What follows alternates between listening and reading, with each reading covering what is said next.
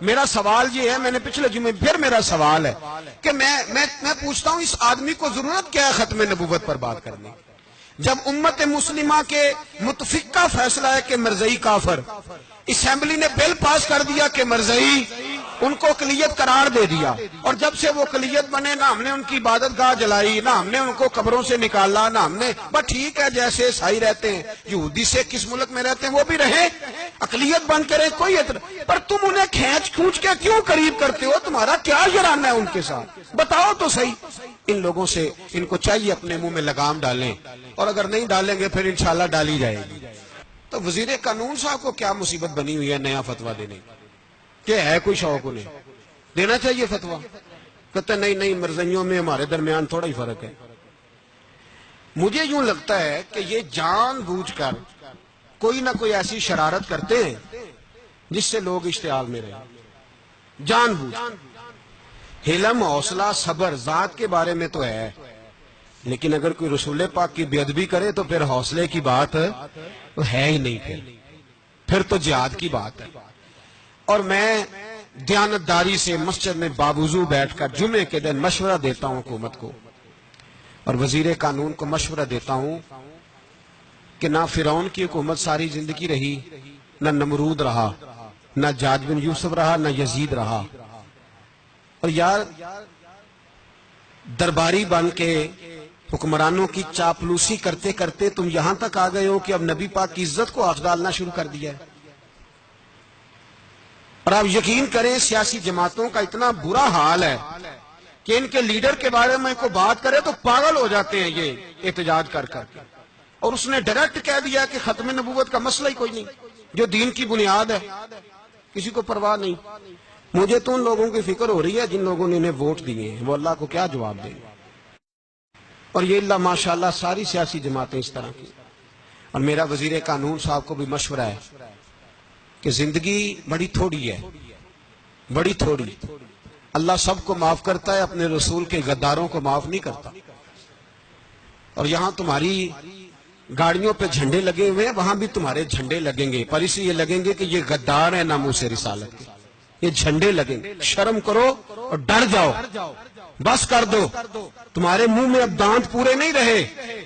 کوئی شوگر کا مریض ہے تو کوئی بلڈ پریشر کا، تو کوئی ہارٹ کا، تو کوئی کینسر کا۔ شرم کرو اور اپنی قبر کی بھی تھوڑی سی فکر کرو۔ بتاؤ پاکستان کے کتنے صدر گزرے، وزیر اعظم گزرے، تو ان کی قبریں کہاں ہیں؟ کوئی جاتا ہے ان کی قبروں پہ؟ کسی کو خبر ہے؟ کیوں اپنے لیے جہنم کٹھی کرتے؟ سارا کچھ دنیا داری رہ گئی ہے، سارا کچھ صرف یہی رہ گیا۔ حضرت ابو بکر سردار تھے، حضرت عمر سردار تھے قبیلے، حضرت عثمان سردار تھے، انہوں نے سرداریوں کو ٹھوکر مار کے رسول اللہ کے قدموں میں بیٹھنا پسند کی، سرداریاں چھوڑ کے غلام بن گئے۔ تم سرداریاں بچانے کے لیے رسول اللہ کی غداری کرتے ہو، شرم نہیں آتی؟ اور قوم شکوہ ہے مجھے ان لوگوں سے جو مولوی تو کہہ دیتے ہیں تو سیاست نہ کر، اور کسی سیاستدان کو منع نہیں کرتے کہ جب تجھے سورت فاتحہ بھی نہیں آتی تو تجھے کس نے اجازت دیا اتنی بڑی بات؟ مرزائی کل بھی کافر تھے، آج بھی کافر، اور قیامت تک، اور جو ان کے کفر میں شک کرے وہ بھی، اور پکا بے ایمان ہے، کافر ہے۔ وہ وزیر قانون ہو یا صوبائی ہو یا وفاقی ہو، من شک فی کفر ہی فقط کفر، جو مرزائی کے کفر میں شک کرے وہ بھی کافر ہے۔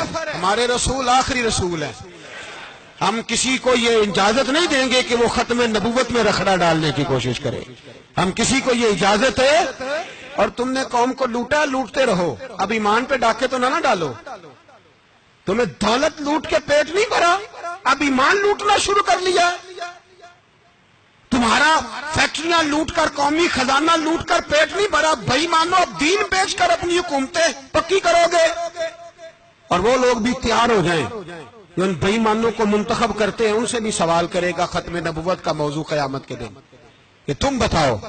ان کو سپورٹ کرتے تھے جو رسول اللہ صلی اللہ علیہ وسلم کے بعد بھی کسی نبی کو نبی ماننا درست جانتے تھے۔ مان تاثیر جب مرا تھا نا تو 5-5 لاکھ روپیہ مولویوں کو آفر کی جنازہ پڑھاؤ، 5-5 لاکھ روپیہ چھوٹے چھوٹے مولویوں کو۔ اور داتا صاحب کی مسجد کے خطیب بھی صوبائی جو تھے وہ خطیب تھے، ملازم تھے، انہوں نے کہا کہ ایمان نہیں بیچنا، نکالنا نوکری سے تو نکال دو۔ اور بادشاہی مسجد کا مولوی جس کا پتہ ہی نہیں چلتا، کبھی کدھر چلا جاتا ہے کبھی کدھر، یہاں تو وہ بھی کھڑا ہو گیا، اس نے کہا نا ایمان نہیں بیچنا۔ گورنر ہاؤس کی مسجد کا امام کہنے لگا کہ بخشا جانا نہ جانا یہ تو رحمت الہی کا معاملہ ہے، پر اتنا گندا جنازہ نہیں پڑھنا۔ اور وہ مولوی آج تک پتہ ہی نہیں کدھر گیا جس نے اس غلیظ کا گندا جنازہ پڑھایا۔ تو بھائی اپنی قبر حشر کو، جب جہاں تمہارے جنازے نہیں پڑھے جا رہے تو وہاں تمہارا کیا حال ہوگا؟